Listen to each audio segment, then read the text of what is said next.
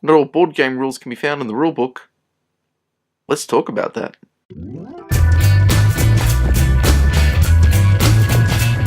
So I had to do a lesson on the concept of greed as part of values education that I teach within the classroom. Actually, greed for young people is really quite challenging. It's hard to explain why greed can be bad, especially in a culture that almost encourages it and expects it as part of its, well, foundations for capitalism almost. For the younger person, for the child, for the grade 3 student, the grade 4 student, the grade 5 student, I wanted to find a way where they could experience greed and see some of the restrictions and some of the dangers of it. Well, what better way to cover the topic of greed than to play the game Greed? So I jumped online and I grabbed the rules for Farkle, which is the game that Greed was based on, and I had to change some of the numbers to accommodate young people and where they were capable of adding up to. And I gave them this push your luck game as a way of exploring the concept of greed and being too greedy and going in excess of what you need, and then seeing how sometimes that can lead to, losing a board game. Anyway, there was clever ties in the actual lesson, but the experience itself was great. The kids loved the game, and Farkle isn't a great game, Greed isn't a great game, but the kids just loved it. The whole push your luck element, the risking it all, the pushing yourself further, giving it a go, trying to outdo your opponents, coming up with really great rolls. They just had a ball. But there was one big issue that I encountered in every classroom I played the game in, and that was kids arguing who was going to be the first player. Believe it or not, these kids simply had no concept of how to choose the first player. So naturally it devolved into fighting and arguing and then getting the teacher over to try and decide who gets to be the first player. At which point I had to point out to them that there was 5 people in the group, you had 6 dice, why don't you all just roll a die and see who gets the higher number? This was a revelation to these young people who just had never thought of the idea of rolling to see who goes first. And rules like that are actually only more recently coming into our rule books as a way of determining first player status. And yes, they're getting more clever. I've seen more examples of whoever's got the most money in their wallet, whoever was most recently sick, whoever was most recently traveling internationally. A whole plethora of weird, bizarre, but trying to be thematic ways of determining who gets to go first. And in some senses that's important because whoever goes first has a level of advantage, and some games try to mitigate that by providing limitations on the first player. However, it seems to me that there is a number of rules that we use for board gaming that aren't included in rulebooks still. For instance, how long is acceptable to play a turn? I have seen this both playing against younger people as well as playing as a younger person, where when you get further ahead in the game and it's clear that you're going to win, the other person just simply decides that once it's their turn, they're not going to make their move, therefore the game grinds to a halt. No victor can clearly be determined, and we both walk away having both lost the game and no one won the game. To which you could argue that that's a forfeit, but it's almost irrelevant. There is a certain sense in which we have implicit rules about how long to take when playing a turn. If you played your turn in a game night and then I got up from the table and went for a walk for an hour, came back expecting to be able to play my turn, that would probably be inappropriate. In fact, you can see it in most groups when we encounter the very common problem of the AP-prone person. This generally refers to the person who is driven to analysis paralysis, optimizers who spend significant periods of time trying to work out what the best possible move is while you sit there slowly grinding your teeth into a powdery mess. And so there are some internalized systems or some internalized rules that we all like to adhere to or play with. And as I thought about it, it was clear to me that I have my own internalized set of rules that I hold myself to and perhaps even hold others to, that I thought I would just go through with you briefly now. One of my first rules that I hold to is that the starting player mechanism in the rulebook should be completely ignored for whatever reason. It makes no sense to me that I would find some arbitrary way of choosing the player when I know the situation best. Usually when running a casual game night, I'm often teaching games to others, and so it's one of my rules that I try to place the new players as far away from the opening player as possible. And what this means is that there's several turns to watch and participate in and to talk through what you're doing so that they have the best possible chance of getting started when it comes to them. And this is just to avoid players feeling overwhelmed or standing there wondering what to do and asking a whole bunch of questions. They can see you make decisions, and I tend to like to annotate or talk out loud about what I'm doing and why. And I just noticed that that's a rule that I adhere to, but there's plenty more. Now, this is a good one, which I think some people adhere to, but I see so often the reverse that it does drive me a little bit insane. And that's when someone is explaining the rules, don't start side conversations or do anything that interrupts. Listen to the rules, then ask your questions. And yes, part of this comes out of the fact that I had to learn this lesson for myself.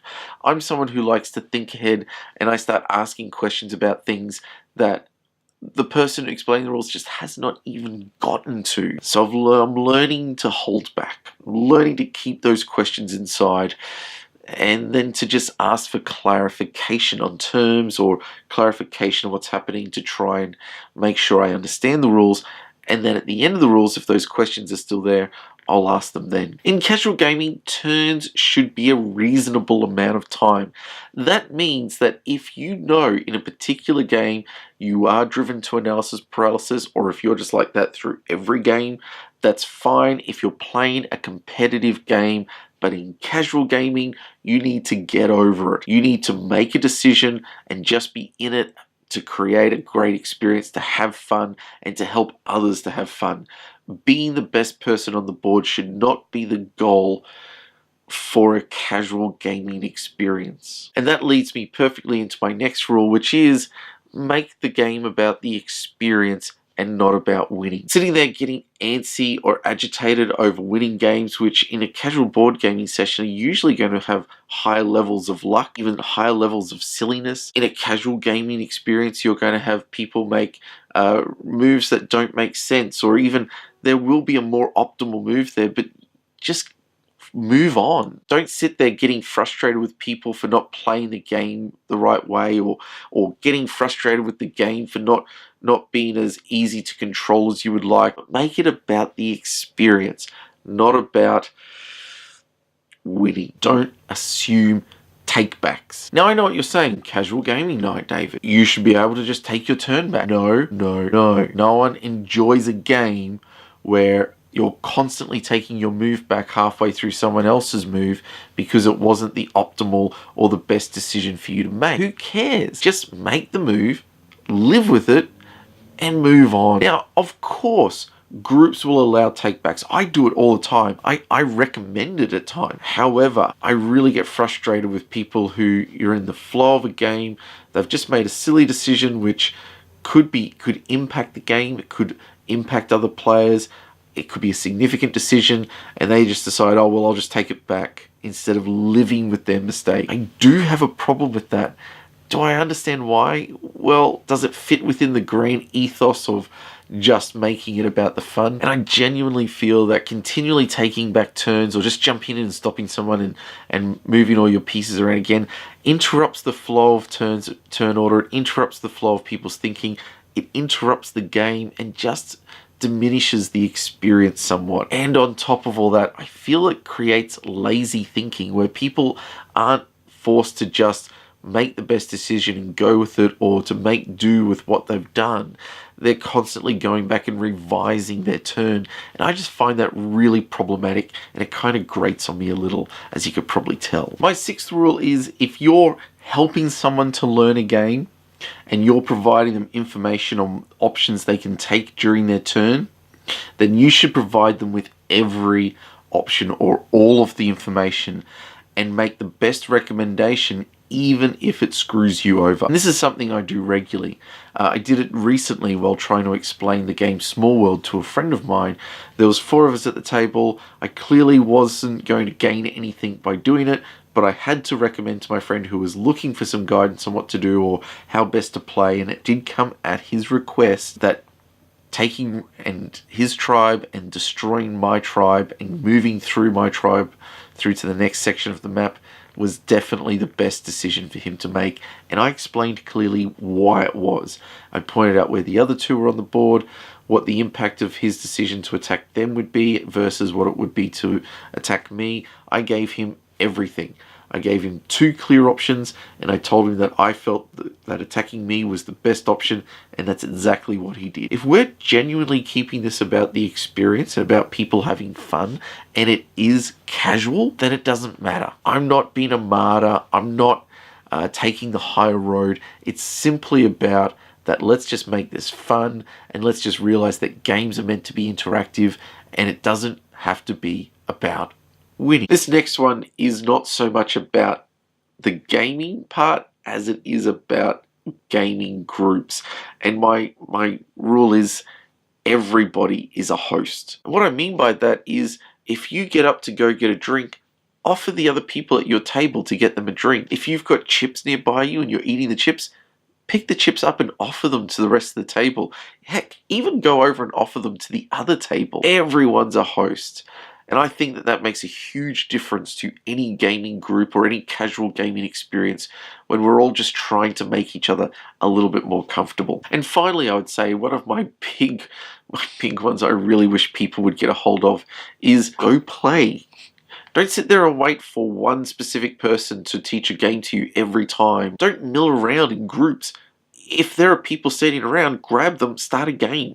Sit down and say, is there a game you know that you can teach us? Or if you know a game, say, I know this game, I can teach it to you. Or, hey, let's learn this game together and we'll read the rules. Whatever you're doing, go play. I really find it hard where groups of people just stand around kind of looking, wondering what to play next or whatever. Just pick up a game. Go for it. And I know for some people that's harder than it sounds, but at the same time, you get better at it.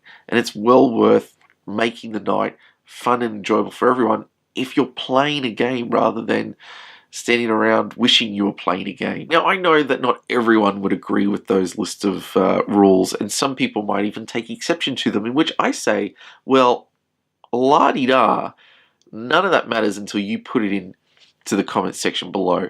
Let's have a discussion about this. I want to know what rules that you're living by or setting at your gaming groups. As always, please go and check out Gamerpalooza, where I write with a staff of writers who do some really great reviews, some really good articles on gaming culture. I've put up a couple of reviews myself, one for Dragon Ball Super, the card game, which, spoiler alert, loved it, and a game called Awkward Guests, where I will let you read to find out whether I liked that game or not. But a couple of interesting games worth checking out. Other than that, there are other contributors who have put up great reviews and some great articles, and I strongly encourage you to go check that out.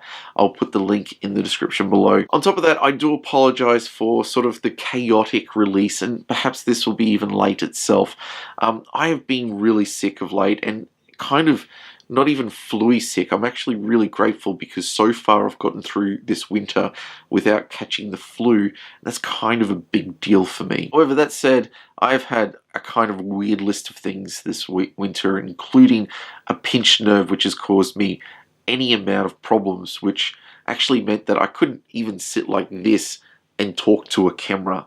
I was lying down in pain most nights, and so I missed a couple of weeks, and some of the videos have been delayed as a result. So I do appreciate your patience. I do appreciate you sticking around and still clicking like and joining in on conversations. I've really loved the feedback I've been getting in the comment section of late. It's been some really great thoughts put out there. I hope to hear from you soon. If you like what we're doing, please hit that like button. If you're new to this community, please hit that subscribe button. And if you want to get the updates, make sure you hit the bell right next to the subscribe button there. Until next time, my name is Dave Adams, and you have been watching Nerds of Wisdom.